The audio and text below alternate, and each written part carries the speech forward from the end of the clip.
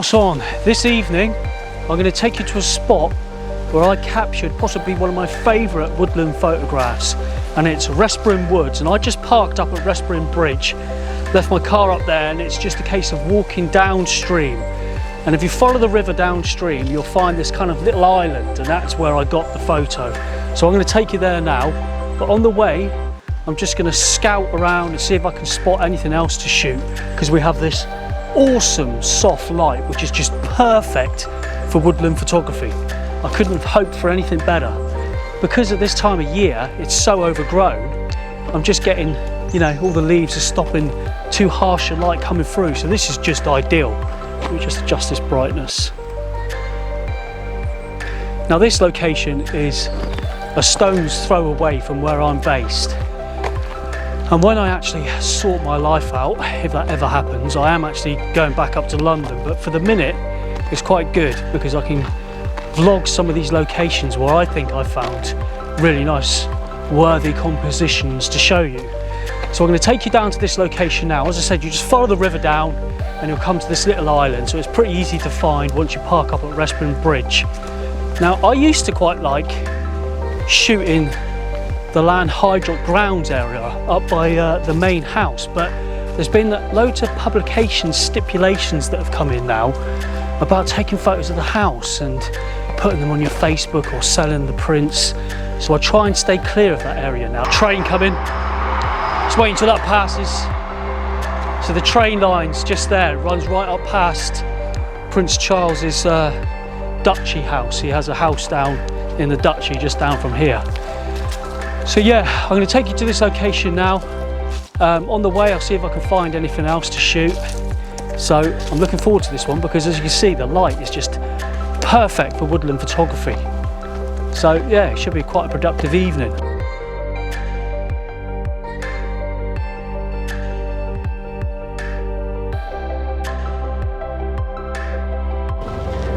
So I was thinking to myself the other day, what is it that makes a photographer, you know, as opposed to someone with a decent camera just going around taking photos? And I think, in my opinion, what it is being able to come to a location and separate from all the chaos a little scene that makes that location iconic and somewhere that people would want to visit because they've just seen that one picture that has really encapsulated the whole area. And you know, we're in an era now where technology is just so damn advanced. You know, you can get hold of, I think it's now, Sony have just released a 16 megapixel camera. So the processor and all the gadgets on that camera are just going to control the light so damn well that, you know, anyone could invest in that camera. I don't know, what is it, $5 grand, $6 grand, come up to these woods, shoot a picture and probably come away with something that looks quite nice. You know, go home and just do a few little alterations in Lightroom and it probably would be a superb picture. I mean, the quality is going to be superb. So what is it that's really separating someone that's been doing this for a long time now? What would make them have a photographer's status? And I think it's being able to come to a location, get a picture that is kind of like an iconic scene that represents that whole area, that would make other photographers and just general people want to come visit it. Because it's, you know, it's one scene out of everything that kind of has everything in that composition. You know, leading lines, rules of third, iconic trees, unique little things that stand out. And I think that's what makes someone a photographer, really, over everything, over the gear and everything. Because, you know, anyone can grab a digital camera these days and go out and shoot and probably come home with some quite impressive shots, but can they come out into a woodland like this that's, you know, very, very full of trees and shrubbery, you know, extremely overgrown?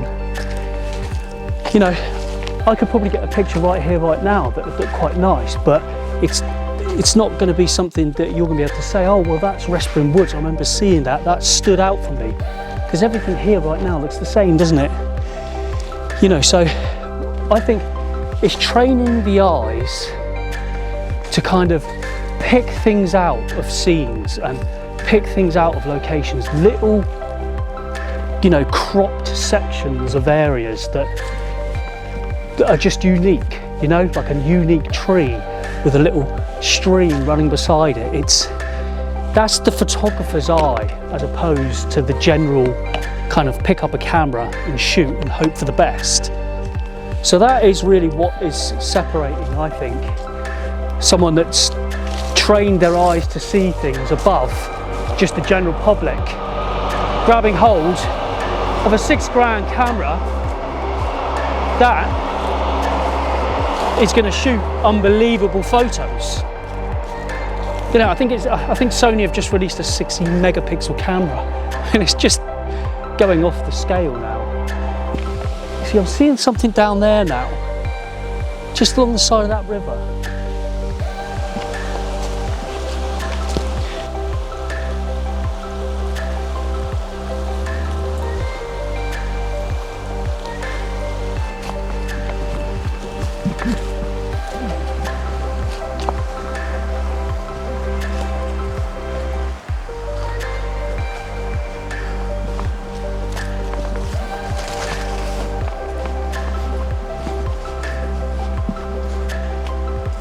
Oh wow, this is the area that I shot last time. It's one of my favourite pictures and it's looking stunning. And I got my boots on today, so I think I'm going to venture in the water a little bit and get a shot shooting down from back here. Ah, perfect. This is very cool.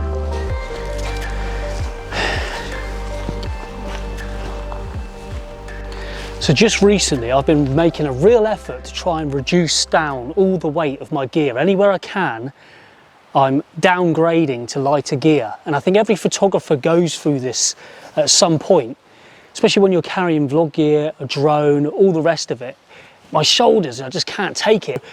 This tripod, you know, it's superb, Benro Tripod. It's heavy duty, carbon fiber, real expensive, but to be honest, it doesn't warrant carrying this, you know, all the time.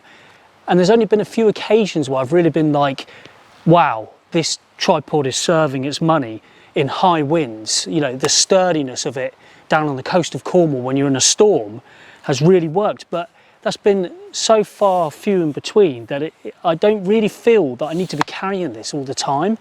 So I am going to downgrade to the Benro one down from this, which is a lot lighter. It's more of a travel tripod, which upsets me because I don't want to have to give up, you know, heavy duty gear for less heavy duty gear. And again, I've downgraded the ball head.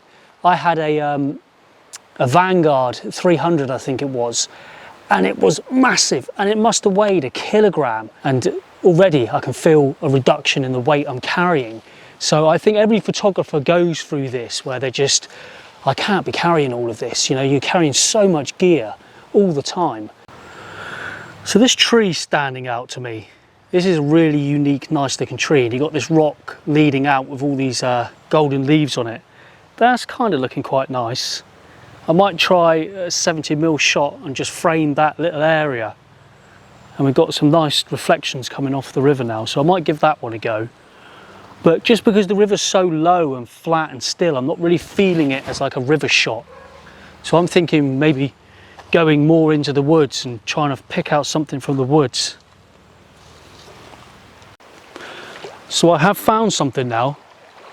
Back in that area, I decided to not move on up the woods. And I have actually found a little area over here. Same kind of area which I shot with my first photo. The first time I got a good shot here. And I've just found, yeah, there's some really nice light kicking off on the side here and through the back. And I really like it in landscape mode. I'm in at 135mm. And it's just the roots of them trees that I'm really focusing on and the leaves on them rocks. And it's actually working, it's looking all right. So I might get a shot out of that, hopefully.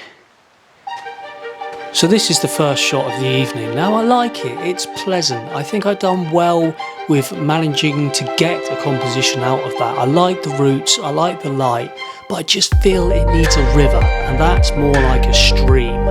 You wouldn't really know what you're looking at. I think it needs a good rushing river, more in the winter time. Now it's probably not a photo I'd post as part of my portfolio, but it's a photo I will keep. I like it, it's okay. So I've found something now that's perked my interest, and it's just basically the roots of a tree down here. These roots and the side of the tree frames the shot, and because you've got this really nice golden light in the background, I'm shooting at 70mm and just framing that area with the light in the background, and it looks really nice. I quite like it. So I'll show you what I've done here. So I've got on portrait, let me just flip this around. So we've gone portrait here, and I'm just framing the side of the tree, and you see there's someone stuffed a shit bag in there, which I'm going to have to Photoshop out. That's quite a common sight in these dog walking places. It does my head in. Anyway, portrait, so I'm in at 70mm. Why not focusing? And yeah, so I'm just framing the side of the tree and getting all these roots in the shot, and it's actually looking quite nice. With that light in the background, if that light wasn't there, I wouldn't even bother, but because that light's there, it's just giving it a bit of depth. It's just these little things you see. It's weird, but it's like the tiniest little subtle things can make a photo come alive.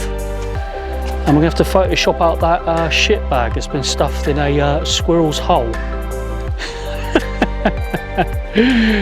Oh, I can't make it up, can you? So now, I'm going to go for a... So now I'm going to try it in landscape mode. I don't think it quite works as well as the portrait shot. But yeah, I like the roots. It looks quite nice with that light in the background. Yeah, it's looking alright. So I like this. I think it's quite a powerful composition there. I've got the tree framing the image. We've got them beautiful roots and that light at the end of that tunnel. But I kind of feel like it needs kind of sunset colours. So this is probably a composition that I will return to and see if I can get a bit more of emotional light out of that, because I do like that, it does work. So what do I carry in my backpack?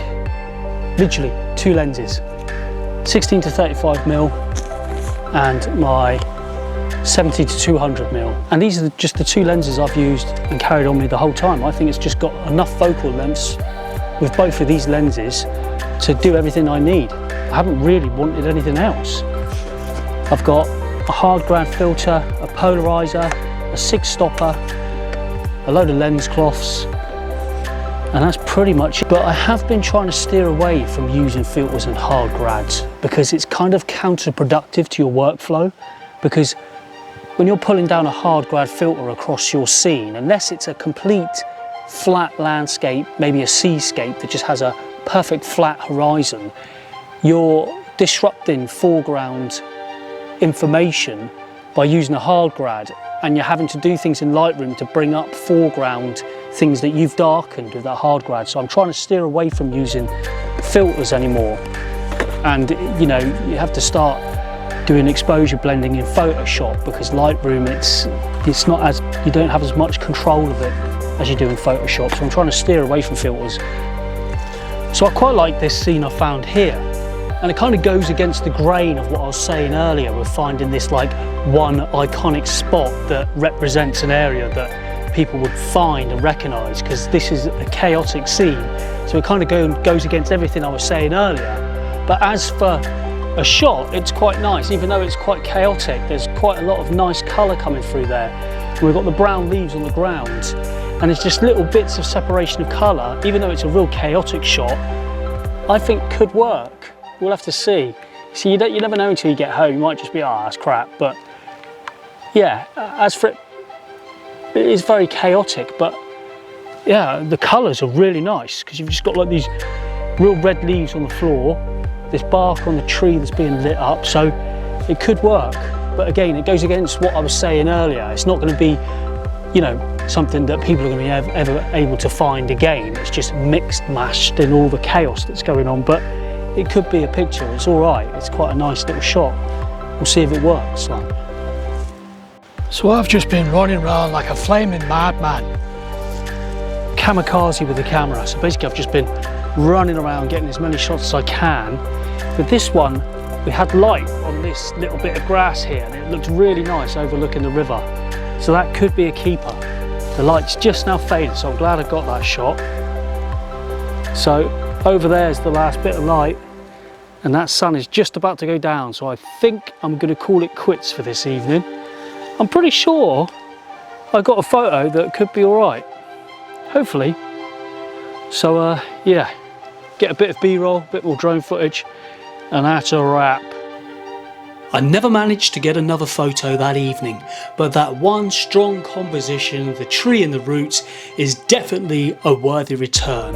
So folks, hit the subscribe button, hit the notification bell, and I'll see you at the next location. I tell you what, get the intercity down to Penzance and I'll meet you there in about an hour. Alright, cheers.